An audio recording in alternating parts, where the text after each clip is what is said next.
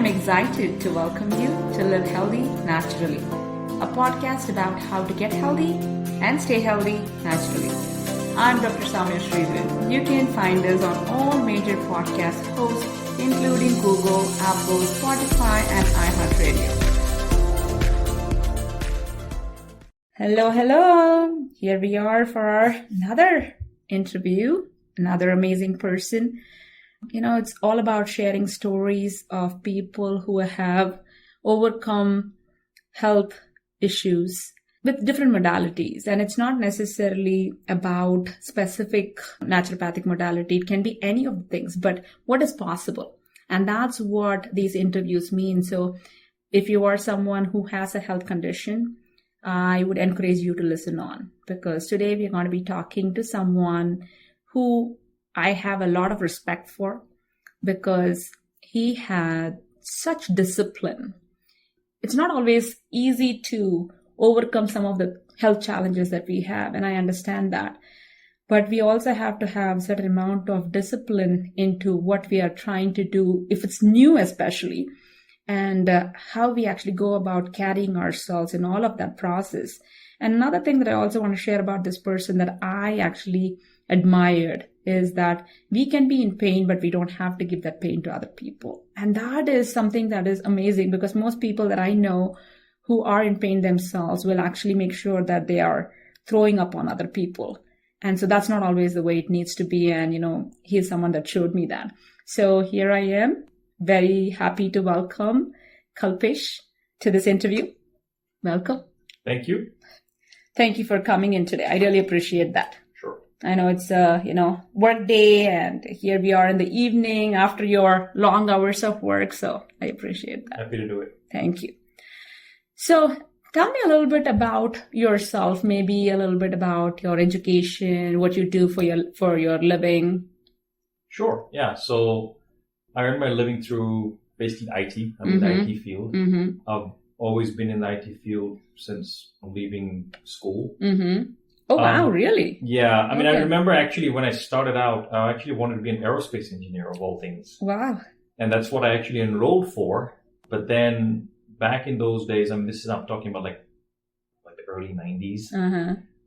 The aerospace industry was going through a lot of churn. So at the time, my advisor talked me into, hey, maybe this isn't the right thing for you. Mm. So have you considered this thing? And before that, I knew about computers, I knew about programming, but I really didn't have any interest.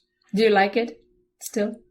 It has grown on me. Okay. I don't think it was, it wasn't something I had a passion for to begin with. Mm-hmm. But I definitely found that passion along the way. Okay. So it was basically, a journey of discovery on many levels in that sense. Isn't that what life is all about, right? I guess so, right? In hindsight, yes, Yes. That's what it's all about. Yes. But at the time, it didn't feel like it. Yeah. It was like I was just kind of going with the flow. Yeah. Sometimes it feels like we are on the pyre too. Yeah, Right? exactly. It's like Yeah. I felt like I was just being led one direction versus the other. And looking back, it all worked out. Mm. But that's what I've been doing. So I've been in that industry, if you will, all along. And I've learned a lot from it, and hopefully I can keep that going. That's awesome. Okay, so what was the first experience of anything health-wise that made you feel like, okay, there is something that I need to do about it? Many times we have like acute infections and things like that. That's not really something that we seek treatment for a period of time. But there are some things in our life, obviously, that makes us feel like it stops us in our tracks, and then it makes us do something. So what was that for you? So for me, the trigger for me, I think, was anxiety. Mm-hmm. And now that I think back, I think it started with, I believe very strongly that I suffered from OCD, obsessive compulsive disorder, because for the longest time, even growing up, even when I was working, I had a life, a family, etc. I always had this tendency to obsessive thoughts and needing to do things to actually make those thoughts either reduce in intensity or somehow make them disappear. Any example that you can give? Well, it would always be obsessive, like fears, like, hey, some harm will come to my family. Okay. Or harm will come to my wife. Like if she was, I remember where she would be she's having her life. She's driving to work every day, coming home, and I would panic because she's not back at a certain time and she hasn't checked date, etc. So I remember feeling that this wasn't normal, but I also didn't know what to do about it. And so I lived with that for many years. So if you ask me, hey, when was the first time I realized I needed to do something about it? I realized a long time ago. Okay. But did I know what to do about it? No, I didn't. Okay. I struggled. I just kind of went day to day until I think it got to a point where I think it was beginning to severely impact my life. Like it was impacting the people around me. How? How did it impact your life? Because I was causing them stress. I mean, I was not present with them. I was always preoccupied with my own thoughts, and it clearly was something that had to change. And so that was the first time that I sought some kind of help. And that's how my journey, if you will, started. Yeah. Actually, I have to say here that many a times this is actually why we are doing this as well, because many a times people actually suffer from something and they know they need help, but they don't know what that is, right? Hopefully this will be another way of getting someone to hear this and know what that means and what are the options they have available, right? So, and that's why, I ask people to come and, talk about these things. Sometimes it's uncomfortable because it's our own health conditions, our journey. We don't necessarily want the whole world to know, but obviously, there are so many people who are dealing with the same things. We are not really alone in any of these things. Our struggles are not separate. It's not really exclusive to us. And they're probably not particularly unique. Exactly. They're not unique at all. At all. I mean, especially because I've been doing this for almost 19 years now. And I haven't seen that. One of the things that I've at least learned in years of practice is that all of us are exactly the same. Really, every single human being is exactly the same. We want very similar things. We want, we get hurt by similar things and so on and so forth. And our struggles are also very similar. Whether it is health struggle, whether it is physical health, mental health. And we also have mental health awareness month coming up for May. And that's also the reason why I wanted to do this now, because that is something that's not really talked about. Because most people, when they say, well, I feel this way, it's like, oh, just, get over with it. It's not that big of a deal. Just do something about it or just breathe and things like that. But sometimes it is really that hard that we cannot even function. It actually removes us from that state, where we are on that life space where we are. We are not present for our childbirth, or we are not present for our children's, growing. We are not present for some relationship things that we have going on, memories that we should be creating. We don't create it because we're so absent from all of those things. So I completely understand. And thank you for sharing again. So then what happened? What did you do? So what ended up happening was I started experiencing physical symptoms. Like? It was like I was getting like tingling sensations, like, in my feet, for example, in my palms. And one thing I have to say is that, Google is great, but don't self-diagnose, because I'm sure a lot of people fall into this trap, and I certainly did. So I Googled, and usually the things that pop up are the ones that are the most scary ones. Yes, cancer. Cancer. Everything is cancer. Neurological or something. In my case, it was neurological things. Of course. I've always like had MS paranoia. or Parkinson's. I've had that paranoia, and doing that search didn't help, obviously. And so I started, panicking, and it's sort of, so I was always kind of teetering, if you will. I was sort of going about my things. Things were okay. I mean, they were happening, but then when a shock like that comes, it throws you off, and it threw me off. And so I needed help. So the only thing I knew back then was I needed to go and see my doctor. And back in the day, that my doctor was like a, regular allopathic doctor. And I went to go see the doctor, and I said, hey, doctor, I have this. And I mean, I think he immediately knew that I was just having anxiety issues. But to, appease my mind, we went through all kinds of tests, everything. And so I went for neurological exams. I went for all kinds of like MRI. I mean, I did it all. And he basically came down and says, okay, here's what we're going to do. He says, I'm going to put you on this medication, right? It was a drug that was addressing the anxiety, basically. And he said, I want you to start this. He said, just try it. Let's see how it goes.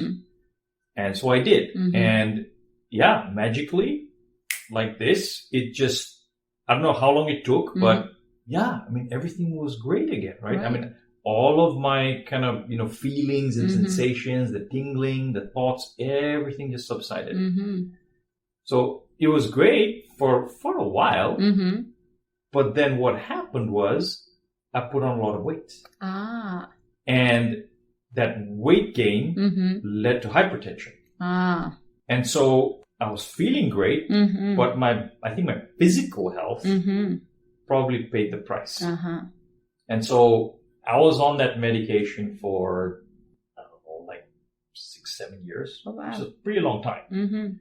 And then you started on hypertension, antihypertension. Yes, so exactly. So well. So I started on that anxiety medication, and then at some point, I don't remember exactly how many years into that, I got diagnosed with hypertension, and so the doctor put me on a pill to address that. Right. So I mean, it was hypertension, and then the hypertension along with the anxiety medication started giving me also constipation. So it was like it was all these things that were like. Right. But at the time, I didn't really think anything of it. I mean, it was like, okay, I've taken this. Now I've got this. Now I need to address that. Right. So that's what I did. Right. And like I said, it was okay for a number of years.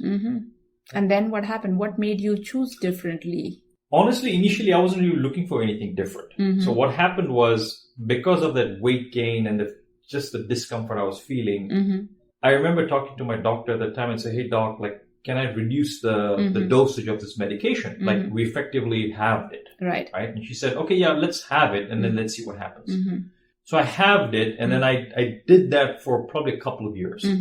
But eventually, what happened was, honestly, I think the trigger for me to do something about it was just the constipation. I was just fed up with it. And I remember the doctor telling me that, hey, at the dosage that I was taking, which is half of this medication, she said, it's probably not even doing anything for you. She didn't tell me to stop. She just said, hey, it's probably not really doing much for you. Okay. So I said, okay. So I sort of kept that at the back of my mind. And then one day, I don't know, the genius in me thought that, okay, this is not even helping me anymore, but yet I'm having all these issues. I'm just going to stop it. Okay. So this was back in, distinctly remember this. I was on a trip with my family. I think we were in Florida. And I said, that's it, I'm done. Like, I can't deal with all this stuff anymore. And this medication is not even helping me anymore. So I'm just going to stop. So when we got back home, I said, okay, I'm done. I didn't even tell my wife. I said, I'm done. I stopped taking it. And this was early 2018, late 2017, early 2018. I just stopped. And then, I mean, if anyone has ever told you about withdrawal symptoms, if you were thinking it's not true, trust me, it's very true. Right. Because what happened was, I completely, I don't know what was happening. So all those thoughts, remember I told you about, all those sensations, the tingling, guess what? It came roaring back because it wasn't gone. Right.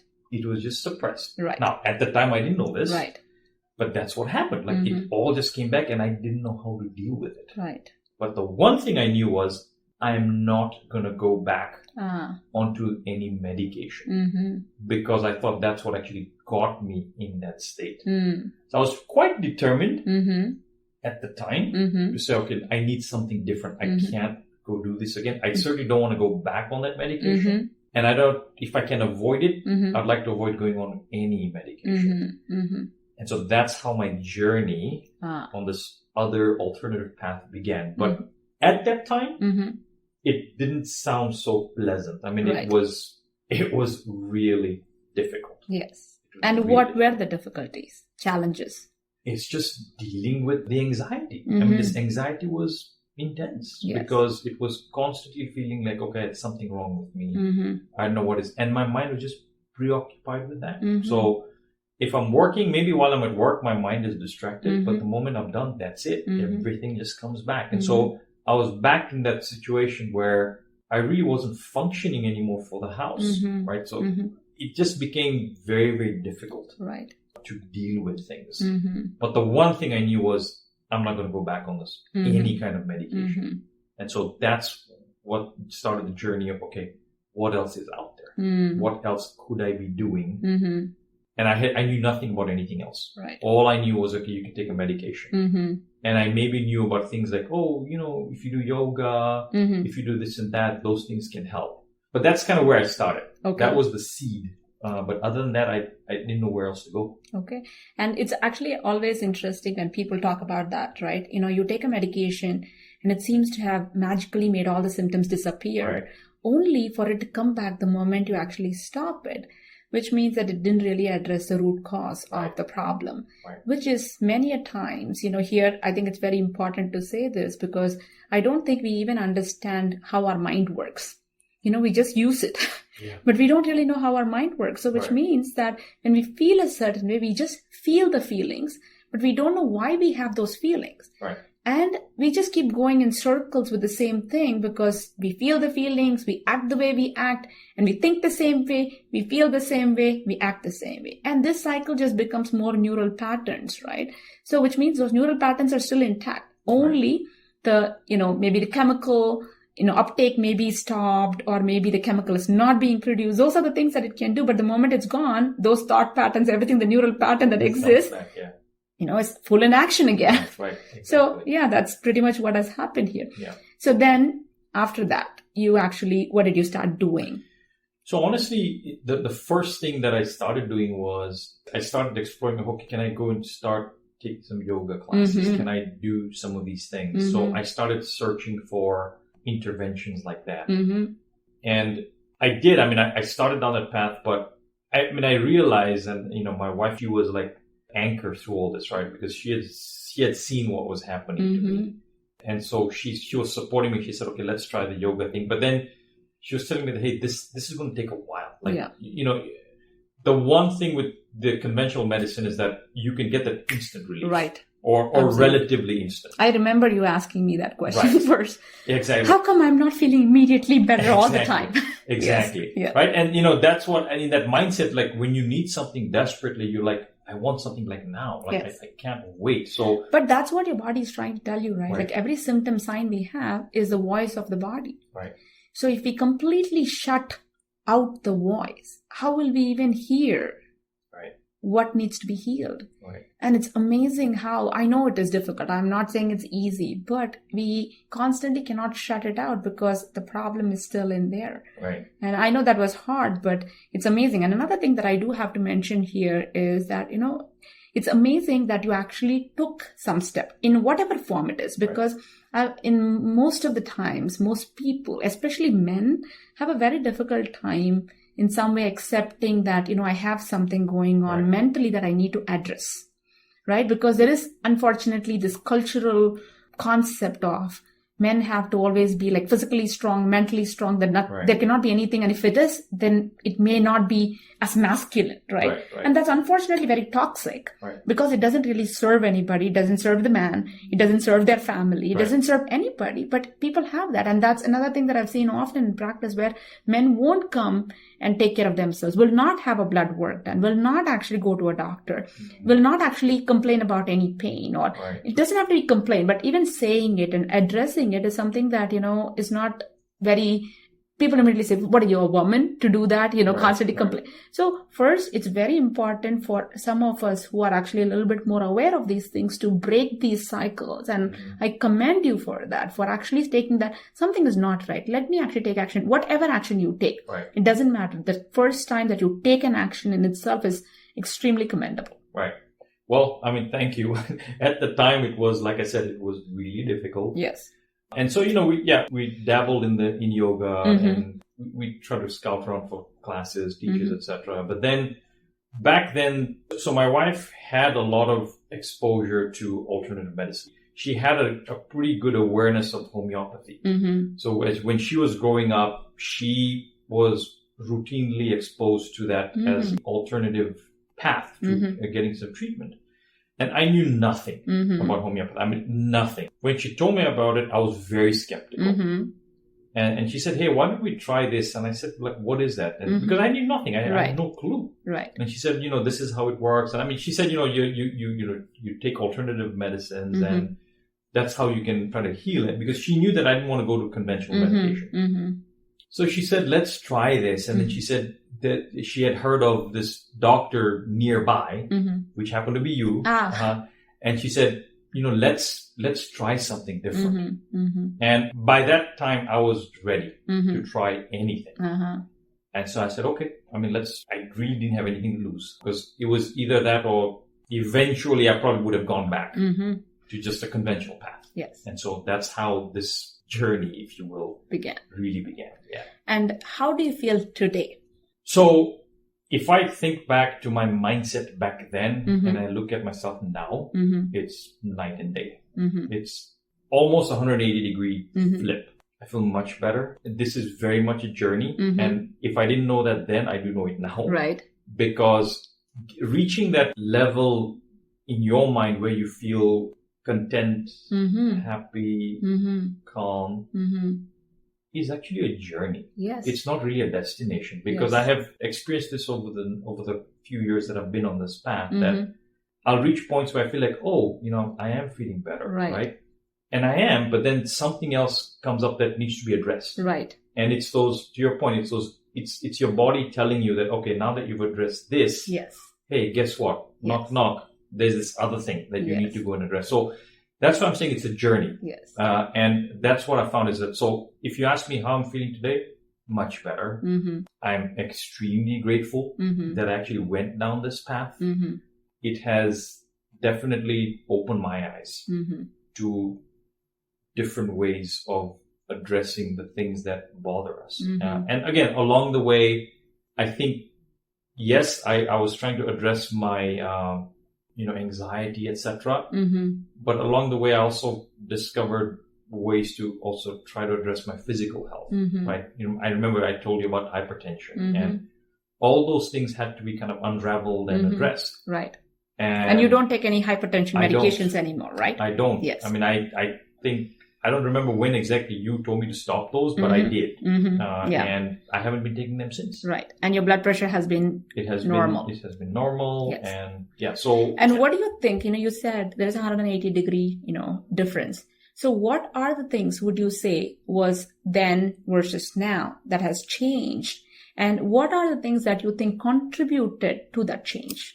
So, for example, like I said earlier, maybe my thoughts or my mind was always preoccupied with worry about maybe my physical health, constant dwelling on the most negative things. And that becomes a spiral. Like you are aware, I was aware that this is probably all irrational, but I had no power to overcome it. Right. So what I have learned through all this is, no, we actually do have that inherent power. Yes. It just needs to be discovered, and it has to be nurtured and elevated, because the other voices are actually suppressing it, or they were. But we have to give time and support to those voices to become more dominant, if you will. So exercise today, them enough to make it strong. Yes. So even today, it's not like I don't have the bad days. I do. Yes, but, all of us do. Yeah, but all of us do. I feel like I'm a little bit better equipped to recognize them when they are, creeping up. Yes. And then I think I've developed the tools to try to manage them. So if you ask me, hey, what kinds of things helped? I think initially, in the very, very early days, I think the right kind of interventions from a professional such as yourself is very important, because you can do self-help things. Yes. And maybe eventually you stumble your way through it. Yes. But in those days, you need that guidance. You need that hand that says, no, okay, I'm a professional. I've seen this before and I can help. And that reassurance actually goes some way in saying, okay, you know what? I trust this person. She's a doctor. She's seen this before. I'm not a unique case, because sometimes you feel like what you're feeling is so unique that what can possibly help? Right. Something is just wrong with me. Nobody else in the world has this. Exactly. Yes. So, that intervention initially is very important, because you need some of that intervention, of whether that's some remedies, some medication, whatever, some natural remedies are important, because you need those to sort of take the immediate kind of urgency and the edge off. Right. And then once you're in a slightly better place, that's when the knowledge, the wisdom, the other things come. And that's when you start, like what I did was, like I said, initially I had to have that intervention. And then I rediscovered my spiritual side. Like I'm on this art of living path and, meditation and all of that, I started layering in as well. And then all those things start helping, Yes. right? Because and then the wisdom, the knowledge, the awareness of the nature of the mind and, why we feel the way we do. Yes. I mean, I view this as all kind of different tools in the toolbox. Absolutely. That you need. Yes. To help you. Because it's not, I wouldn't say it's one thing. Yes. But there was always a trigger. Yes. And for me, the trigger was, okay, I need to do something. Yes. I need to go see a professional. Yes. And then from there, the journey begins. Yes. So, but it's a stacking. It's exactly. stacking It builds on each level. And one of the other things that I also want to ask you is in this, it was not like even in our treatment, it wasn't just giving medicines or supplements and things like that. There were a lot of things about practices, right? Yes, there was. Yes. Yeah. So there was a lot of practices around constantly. I remember one of the things I needed to practice more of was gratitude. Just deliberate expression of gratitude. And back then it sounded like a chore. Yes. And it didn't really seem particularly helpful. Yes. But now that I think about it, I think it was designed to build that mental muscle. Yes. Of, hey, train your mind. Yes. Because, the reality is that I did have, and I do have a lot of things to be grateful for. But when you're in the thick of things, that's really not something that comes to mind. No, because whatever we focus on becomes big. Exactly. Right? So if we look for good things in our life, we'll find it. Right. If we look for horrible things in our life, we'll find it. That too. Yeah. So we are going to find whatever we are looking for. Right. So this is just a way to start looking for the beauty in your life rather than what's not just working in your life, right? Because obviously that's true too. So why not? Why do we actually only focus on what is not working? And because it's also, we are focusing so much on it, it actually keeps becoming bigger and bigger and magnified, and it looks bigger than it is even. Right. So what if we can actually magnify the beauty in our life? We'll actually find more joy. Sure. Yeah. Yeah. So, and then there are other practices too, right? In the sense, in the self-love. Yes. Finding things to celebrate about yourself. Right. Yeah. So, and I know that those things actually sound so cliche, and I know you actually had your reservations about them. I did. I was like, is this really going to work? Like, how is this actually going to help me? Right. But yeah, I mean, you're right. I mean, there were those things where, there was some writing exercises I remember. Yes. Like you told me to keep a journal and capture the thoughts that come to mind and write them out. Yes. And question them. Yes. Like, okay, are these really true? Yes. And so there was that. There was writing the things that you are actually, like I said, grateful for. Things that you should celebrate yourself for, like you said. So all those things, like I said, these things, I guess, build on each other. Yeah. And sometimes I feel like it's healthy to question certain things. Oh, absolutely. Like, hey, how is this really going to help me? Absolutely. But on some level, I think there's also a leap of faith. And that's the reason why I said first itself that, I admire your discipline, even if you didn't believe it. Yeah. Because you did it. Right. And if you didn't do it, you would come back and say, no, I didn't do that. And then we're like, okay, then let's do that. Right. Yeah. And even if you didn't necessarily think any of this is going to help first, you kept on working on those muscles. Right. And then at one point in time, I even remember saying this, that, you know what, you're actually doing well. I don't need to see you anymore. Right. And it actually was a little bit of a difficulty because it's almost like, we feel like, only this person can help, but there is so much power in us, right? Yes. And all of that, obviously the work that you're done helped you because you built the muscles that you needed to build, that you don't really need anybody to hold your hand anymore. Right. Yeah. And like I said, I think you do need that initial support. Yes, you absolutely. need that guide along the way. And initially what I can tell you is that, at least for me, it was a leap of faith, which is, hey, I know I need this help. Right. And I trust that, I'm going to get help on this path. Looking back, I probably didn't have a choice. I had to commit to it. Right. But I'm grateful that I did, because I'm able to have this conversation today. Yes. Right? Which is No, it's amazing. And the thing is, it's all of this always, even today I was talking with one of the patients, and a lot of times our body tells us something, and it is a path for self-discovery and self-healing. But we always know how to silence it, but we are now uncovering Right. the root cause of it, so that we can heal truly and we don't have to depend on anybody or medications for the rest of our life. Right.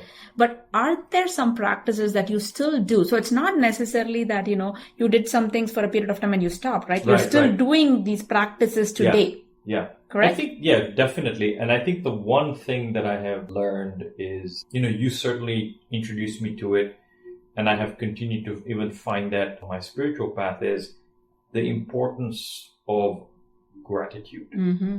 Because gratitude shows you that you've been gifted and blessed with many things. Mm-hmm. And when you realize that, Mm-hmm. it has a tendency to drop a lot of the complaints Mm-hmm. that your mind... Again, all this stuff it's like our experience of life is actually our own perception of the reality. Right. The reality could be completely different. Right.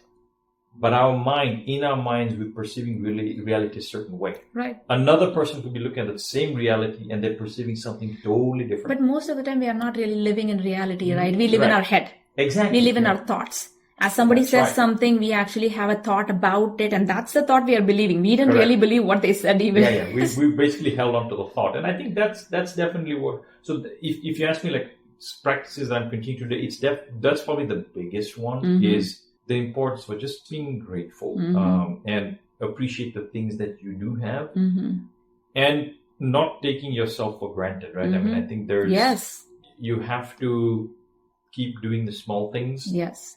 And try to take care of yourself. That's wonderful to hear. Yeah. That's wonderful to hear, honestly speaking, because I remember that you didn't feel like you mattered. Yes, that's true. And now I hear you say that take care of yourself, and that is what self-love looks like. Yeah. And I am actually very grateful to hear you say that. Right. Because it truly means that you've come a complete, full circle. Yeah. That is wonderful. That's wonderful. That's beautiful. Yes. It's always, whenever I hear things like that, it's these little things, actually, the things that we say obviously comes from our mind, right? So it's not something that we just say, the words. Right. So it means a lot more internally what's happened, the changes that has happened, than just something that we actually say. Yeah. So I am proud of you. Thank you. I'm proud of you for taking care of yourself. I'm proud of you for, your discipline, for continuing to do the work. Yeah. And I often talk about this because many times people think that you actually go to someone and they're going to actually fix you. Yeah. And I think it couldn't be farther from the truth, because we fix ourselves. Yes. We just get help from somebody to, know the path, or have some tools in our toolbox for that path. Yes. It's like, going on a vacation. It's not like somebody else is going to see Paris for you. Right. Yes. You don't want them to see Paris for you. Right. In the same way, you don't really want somebody to fix you. Yeah. You really want them to guide you through Paris so you can experience Paris for yourself. Yeah. And that's when we discover how powerful we are. Right. That's when we discover what we inherently carry within ourselves, our healing ability, the power to conquer anything that we thought was not possible. Right. And why would we want anybody else to take that away from us? Right. Yeah, so you did that. And it's amazing. And every time I actually see someone who has conquered that, I have such respect for them, because it's not necessarily always easy. The self-discovery, self-healing, a lot of the discipline that needs to go into, instead of taking just one pill a day. Yeah. It's definitely more work. It takes consistency. It takes hard work. It takes, especially in the weakest moments where we feel like, I don't feel good. Yeah. I feel, all of this. I feel tingling. I feel anxious. I don't want to be here. Right. And to still continue doing that at that point in time, to make the decision to continue doing it at that point in time, requires so much of courage. Yeah. No, and I appreciate it. And I'm very grateful. I have to thank you, doctor. I thank, my family, my wife. And, one of the exercises I remember you told me, actually, you asked me earlier, like, what were things? One exercise I remember that was very important was remember the people that you have in your life who are actually there to support you. And it was so true. Like, it was, again, you don't realize these things at the time, but there are people in your life who have been that anchor, that they're supporting you every step of the way. And that actually gives you additional courage. Yes. Like to say, okay, no, you're not alone. You can, there's support. Yes. And you can get through it. And I think that was also important. Now that I look back, it's like, yeah, that's true. And it's like, it takes a village, like they say, right? Yes. And it truly is the case. But the thing is that there are always people to help. Yes, Right? there is. There's always people. None of us are alone, and the universe is working for us. Right. And it did for you. And I'm glad that, I also got to be a part of your journey, in your self-healing, in your, discovery of yourself in many ways. So it is just, I am honored and privileged to be a part of something that is that courageous, that inspiring, because I am constantly inspired by people who actually take charge of their health in that way, no matter what comes. And so you give me courage and inspire me to do what I do every day. So I thank you for that. Well, thank you for saying that. All right. Thank you so much for joining me today. Sure. And we'll come back with another one next time. Thank you, everyone. I know you have things to do and places to be, and you chose to listen to me. Thank you so much for tuning in to today's episode. I'm Dr. Sowmya Sridharan, and it is an absolute honor to be heard by you.